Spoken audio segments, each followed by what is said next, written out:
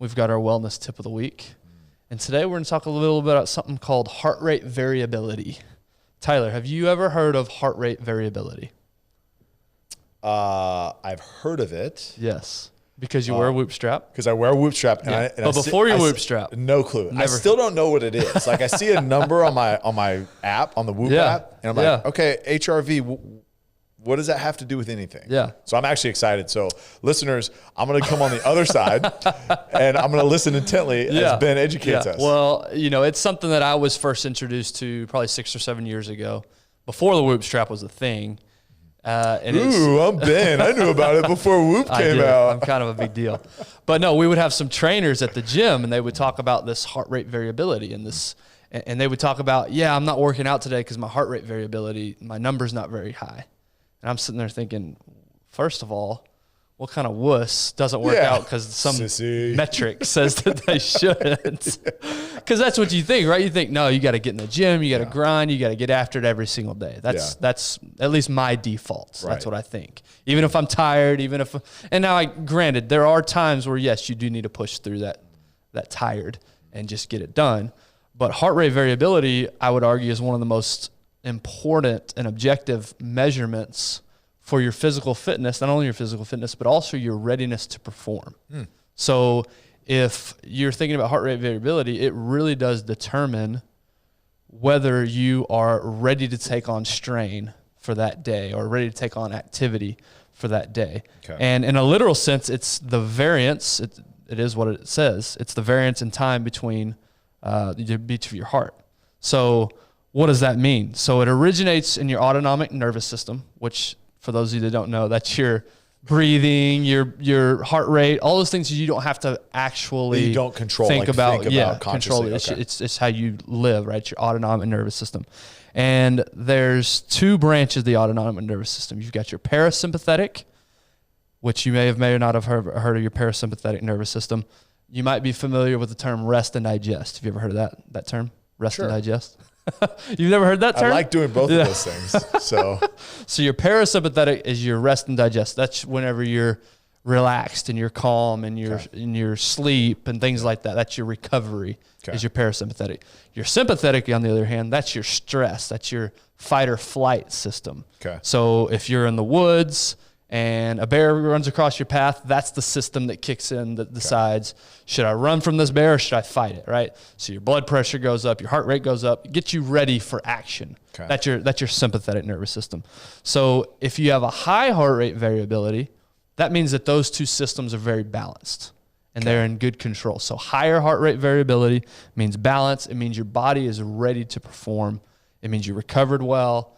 Everything's good. So on the Whoop strap that both you and I have, when you see that number in the green and you see that HRV, that heart rate variability number high, that means you're ready to take on stress or strain that day. Your body's recovered, it's well rested, it's ready to go. Does that make sense? So the higher the number for your heart rate variability, the better. Okay. The lower the number, that means that you're out of balance or you're stressed or you're not quite recovered. So what does that translate to actual heart rate variability? Is that the time in between beats? So it's boom. Yep. Yeah. It's it's the variance of time in between the beats of your heart. And so like I said, if both systems are in balance, it's a controlled time or space in between those heartbeats. And it's consistent. Right. If your sympathetic nervous system is jacked up though, your heart rate's beating super fast, your variance is very small, right? So your numbers are going to be lower there because there's not a lot of variance in your heart rate, if that makes sense. Yeah, okay, that makes sense now. So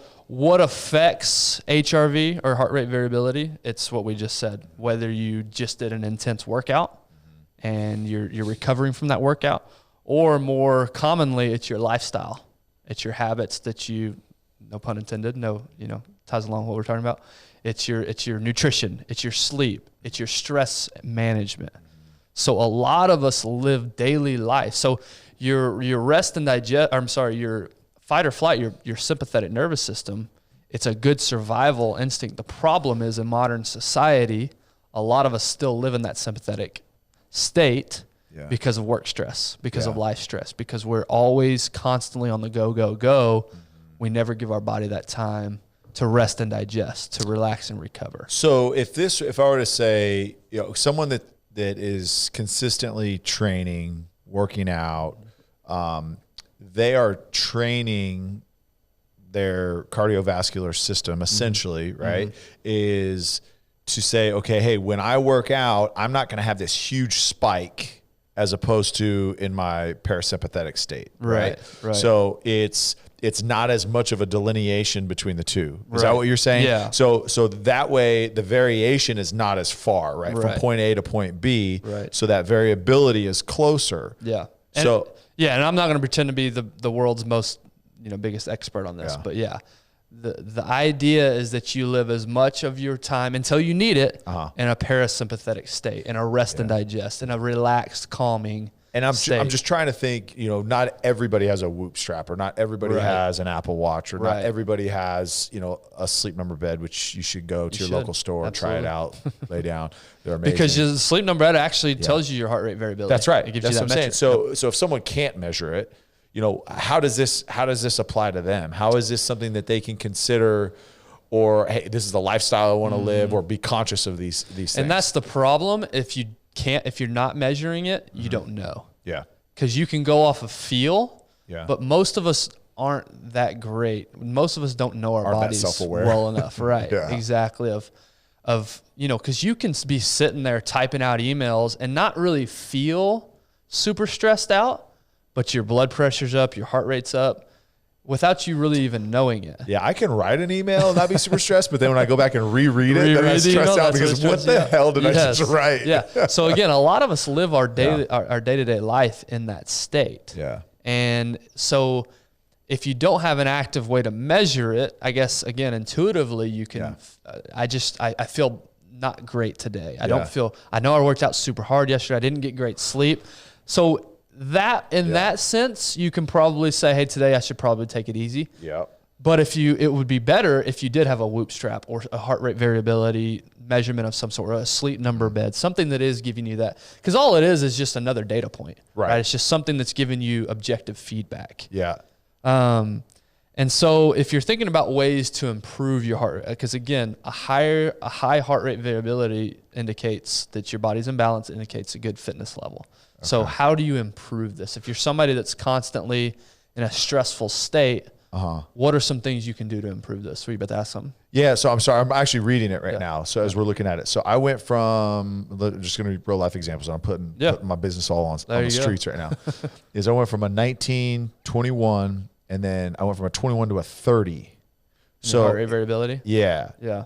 So when it spikes like that, is that... That means, so the spike there would indicate, so the higher number would indicate that you're a little bit more ready to take on strain for that day. I would imagine that. See, today felt like I needed a recovery day. Right. And that's the other thing. And I think Dr. Andy Galpin references, there is a downside to these, and we'll talk about it in a little bit. There is a downside to these wearable measurements like this. Yeah.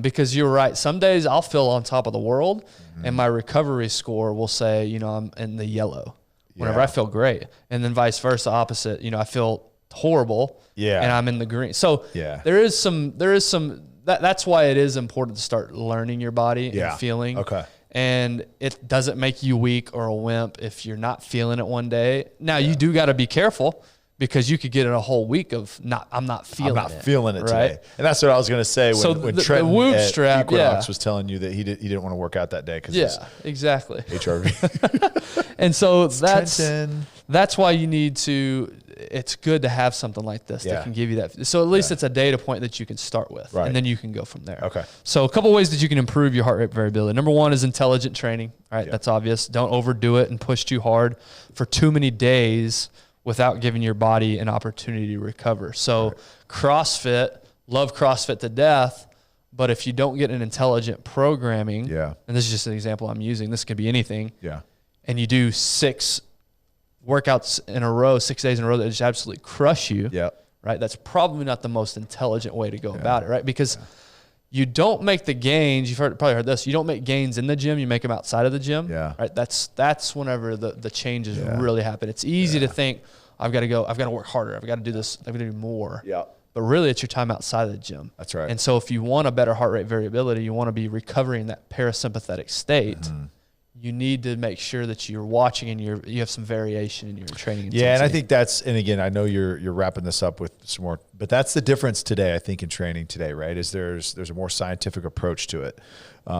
Traditionally it's just work harder and work longer. Yep. Just keep pushing, right? And then you're getting plateaus and and this doesn't apply just to working out, right? Like this, we're talking about a lot of different things. There's importance, and I was talking to literally a counterpart in the real estate industry last night, and we wear ourselves out and had the importance of rest and recovery. But nowadays we don't have the anabolic steroids craze, right, that they had in the 80s and 90s where they could just go, but there's an actual scientific approach to it. Like, for example, you brought up CrossFit. Like our owner of our studio, he's got a competition in 2 weeks. He's doing back-to-back weekends. He literally worked out 3 days this week and they were tough, but he took today off, and he told me, because I worked out with him 3 days this week, he's like, you need to take it off. Those were 3 really hard days. Like, go do some core, but like there's a science behind it. And I think a lot of it is correlated with understanding this heart rate variability. Right. Because think about it, right? That's something that has now come to the forefront in the last 5 to 7 years of, okay, how does this metric translate to performance? And understanding that is really important. Yeah, and it just gets you away from the Neanderthal thinking of, I just got to go. That's the best way to do it. This is actually giving you an actual metric and a measure of, hey, it's okay to take, you're actually going to be better if you take today off. Yeah. Because your body's not ready to perform. You're not going to get a great workout in. You're not going to recover. You're not going to get those gains that you're looking for. So intelligent training is one. Hydration. The better hydrated you are, the easier it is for blood to circulate and deliver oxygen and nutrients to the body. Avoid alcohol. That's another one. So one night of drinking, they say, potentially decreases HRV for up to 5 days. That's one night can screw you up for the next 5 days. So that's huge. Avoid alcohol. Steady, healthy diet. That's obvious, right? Poor nutrition has adverse effects on HRV, as does eating at unexpected times. So if you even have a bunch of variation in when you eat, that can also affect your HRV. Quality sleep, again, self-explanatory. And it's not the amount of sleep, or not just the amount of sleep that you get, but also the quality. We've talked about this before, right? And the consistency. So going to bed and waking up at similar times each day is beneficial. And then auto-regulation. So in general, trying to get your body on a consistent schedule, in particular with your sleep and eating, to align with circadian rhythm is helpful. Your body does things more efficiently when it knows what's coming. So this is just lifestyle, right? Being on more of a rhythm as opposed to just, one day I stay up till 11 p.m. The next day I'm in bed at 6:30, whatever, right? Some sort of... I train my body, to adjust, you know what I'm saying? to the unexpected. Keep it guessing, man. Just keep it guessing. Keep it on its toes. So what's the big takeaway if you're sitting here listening to this? The big takeaway is, so rather than sticking to a predetermined workout schedule like we're talking about, modifying the intensity and duration of your physical activity based on your heart rate variability will allow you to train smarter and more efficiently. So when your HRV is high, your body's prepared to take on a greater workload.